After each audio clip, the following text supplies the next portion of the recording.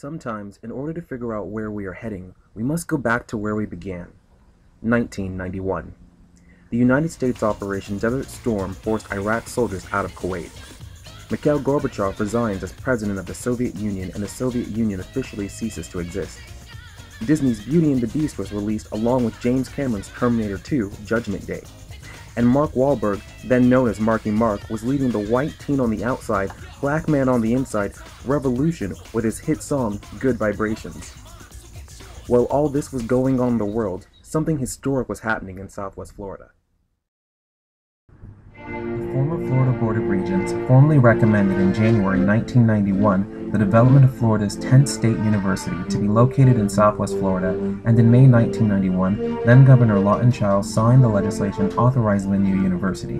Southwest Florida's support for the university was evident when private landowners offered more than 20 gift sites for the university's campus. In early 1992, the Board of Regents selected the site offered by Ben Hill Griffin and the Alico Inc. of 760 acres of land located just east of Interstate 75 between Alico and Corkscrew Roads. Roy McTarnigan was named founding university president in April 1993. In February 1994, the Florida legislature named the institution Florida Gulf Coast University. The vision for the university was one that would address emerging higher education needs for the 21st century, including the use of technology in the classroom and learning process. Former university president Roy McTarnigan remembers what it was like in the early days and what some of the challenges to building the university were. We were delayed quite a long time by the challenges by environmental groups, particularly a group called Minnesota 88, and a lawyer representing them from St. Petersburg that was filing objections both with the U.S. Army Corps of Engineers and the U.S. Fish and Wildlife Service. The idea being is that all the land east of I-75, in their judgment, should be preserved, and that if the university opened, then it would give rise to rampant development. But from a transportation standpoint, it was going to be very close to the Alico I-75 interchange, Alico Road interchange. We would have to build a road, which was then called Tree Line, now is called Ben Hill Griffin Parkway, but it was an extension from. The campus groundbreaking was held on November 28, 1995, with more than 600 people participating in the celebratory event. The FGCU Foundation, a private fundraising arm of the university, gained extraordinary financial support for an institution that at the time could only be seen on the drawing board. Faculty members throughout the country were attracted to FGCU for the opportunity to offer higher education in new and innovative ways. The first FGCU student, Mariana Cotto, was admitted in January 1997, and she participated in the historic ribbon cutting on the university's August 25, 1997 opening day. FGCU former president Roy McTarnigan spent most of the morning during that first day walking around the two academic buildings, making sure students were finding their classes and seeing to it everything was running smoothly. "I see a lot of happy faces. The staff has worked so hard for so long, and this day is finally here," he said. "It's the same feeling you get after working so hard to get ready for Christmas." The university's first commencement was held in May 1998 with 81 FGCU graduates. After fighting for nearly a decade to establish the university, Roy McTarnigan announced on a Wednesday afternoon in September of 1998 that he would be resigning as of May 1999. McTarnigan said he told the former Florida Board of Regents, which oversaw the state universities, in April of 1993 that he thought it would take 5 years to get FGCU up and running smoothly. Now that the university is strong and healthy, his goal has been accomplished. "After we had our first commencement, I thought, well, it may be time to declare victory and move on." Although Roy McTarnigan retired to live the rest of his golden years in peace, he can still be seen at many FGCU Foundation events and is an active member of the Florida Gulf Coast University community. In July 1999, the Board of Regents named William C. Merwin as FGCU's second president. President Merwin arrived on campus for his first day on September 16, 1999. He initiated a highly participatory strategic planning process for students, faculty, and staff to carry the young institution into the next stage of its development. There were certain ingredients to growing out of university. It's kind of like you looked in the cookbook, and the cookbook said you got to have quality resident halls for kids to stay so they get away from their moms and their dads and they develop some independence. You really need a good athletic program, one that's honest program, one that's really competitive, one that's exciting for students to come and engage in those kind of things. You really need a good faculty, and you need classy looking buildings and parking lots, and it has to look right.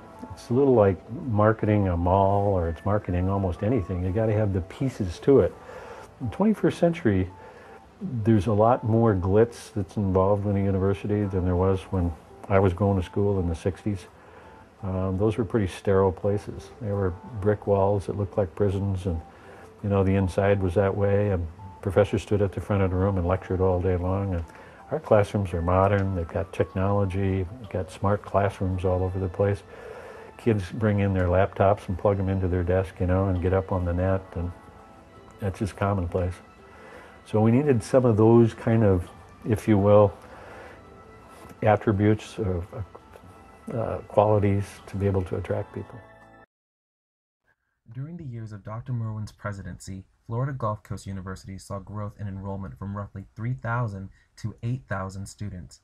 The percentage of full-time students rise from 46 to 73%.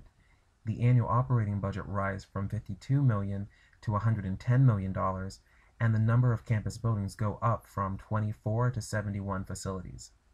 While he was president of FGCU, $175 million in private gifts and donations were raised for support of every aspect of the university, from academics and campus buildings to athletics and student supports. I think the next president here would do well to keep this momentum going, not be talked out of cutting enrollments, not be talked out of going Division I athletics, to support that music program, to support the resort hospitality, to look at getting some doctoral programs in the institution. More than anything, the person has to get out in the community. He has to feel the warp and woof of Southwest Florida. Florida Gulf Coast University is light years ahead of where it would be today without the leadership of Bill Merwin. Bill served as president of FGCU during a time of unparalleled growth and development, and he will be fondly remembered as a dynamic leader whose vision and many accomplishments significantly advanced our university. In January 2007, FGCU's president Bill Merwin retired. Dean of Luggard College of Business Richard Pegnetter was named interim president by the FGCU Board of Trustees. A national and highly competitive search for FGCU's third president was launched.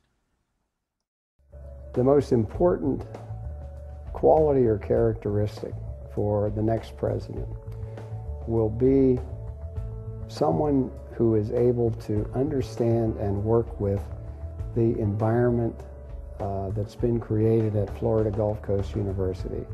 And that environment is very entrepreneurial, very innovative, very energetic, with people bringing ideas forward, getting their ownership behind those ideas, and a real creative power that comes out of all that.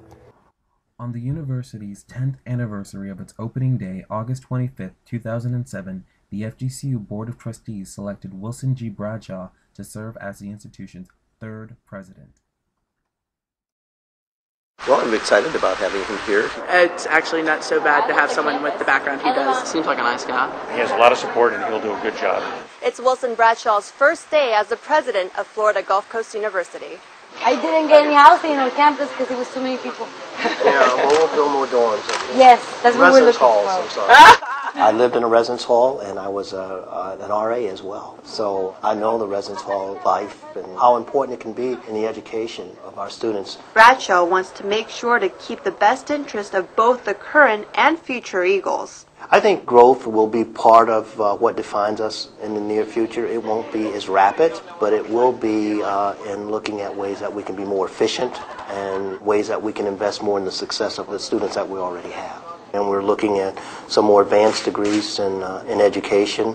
The 15 new scientists and science faculty that we've hired. I think that will strengthen our science programs. As his first day at work draws to a close, he has these final words of encouragement for the students. Study hard and just find ways to engage the university outside of the classroom, be it athletics or student government association clubs and organizations. Grab the entire educational experience. That will enhance their academic success as well. Reporting for the News Press in Fort Myers, I'm Christine Lee. Fast forward 5 years later, Merwin's successor, President Bradshaw, has done a great job living up to every one of the promises he made on his first day, except for one. He did not take it slow, and most FGCU students and faculty are reaping the benefits of it. By August 2011, FGCU student population had risen from 8,000 to just under 13,000 students. Campus buildings increased from 71 to 89 facilities, which has included 5 new state-of-the-art academic buildings: Luggert Hall, home to the FGCU College of Business; Holmes Hall, home to the Whitaker College of Engineering; Marib Hall, home to the College of Health Professions; Academic Building 7, home to the College of Arts and Sciences; and the Ballard School of Music. The university also now boasts a strengthening Division I athletics program and a 15-acre solar field that supplies 85% of the power needs to 3 of the new academic college buildings. FGCU has also increased its student housing from 1 village to 3, adding 1,700 students to its student-focused living environments. As of spring 2011, FGCU's total graduates number has reached nearly 13,500 students.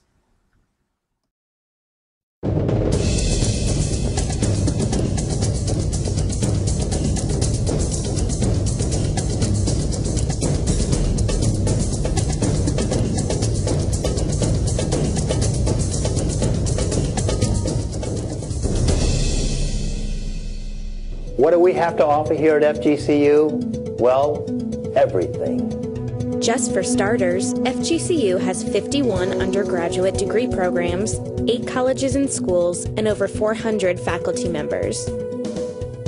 One of the reasons why students should desire to attend FGCU is not only the caliber of the faculty that are here, but that this is an institution that has new ideas that are proven to give our students great education in novel scientific venues. About half of the student body comes from Southwest Florida. The remaining student body comes from other areas within Florida, as well as 44 other states and internationally. My favorite thing about FGCU is how easy it is to get involved in the school. I'm in a sorority, I have a job on campus, and everything about it is just so easy and so helpful that making friends was just simple. Getting involved is easy because there are over 150 clubs and organizations. When it comes to sports, there are 14 NCAA Division I sports. FGCU is frequently making headlines in basketball, volleyball, baseball, and golf. What we've been doing in athletics really parallels what's been going on with the entire university. We are the fastest growing public state university in the entire United States. In the last 10 years that we've been competing intercollegiately, we've jumped 3 different classifications. Nobody's ever done that, and to maintain the level of success that we've had at all 3 of those levels is unparalleled. 2,800 students live on campus. They are attracted by the area's tropical climate, averaging 300 days of sunshine each year. Just 20 minutes away are the pristine beaches of Sanibel, Fort Myers Beach, Bonita Beach, and the beaches of Naples, Florida. In fact, the campus even has its own lakefront beach, complete with plenty of opportunities to enjoy many kinds of water sports. The atmosphere of the freshman dorm is really like welcome home. You get to see all of your new friends that you met, but it feels homey and you feel like you're comfortable here and like you want to come back to the dorm and hang out. FGCU is known for its environmental and sustainability focus.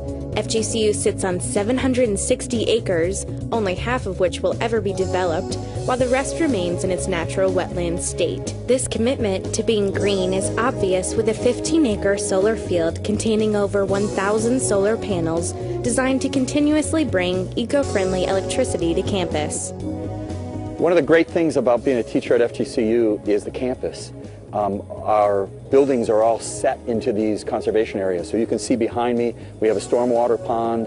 Next to that is a restored wetland that goes into a stand of cypress trees. So it's easy for me to be able to take my students out of the classroom into the woods so they can see what we're talking about. They can experience what we're talking about.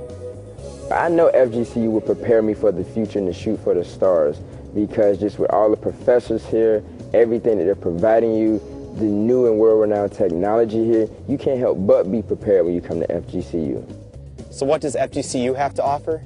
Like I said, everything. Everything. Everything. Everything. Everything. Everything. Everything.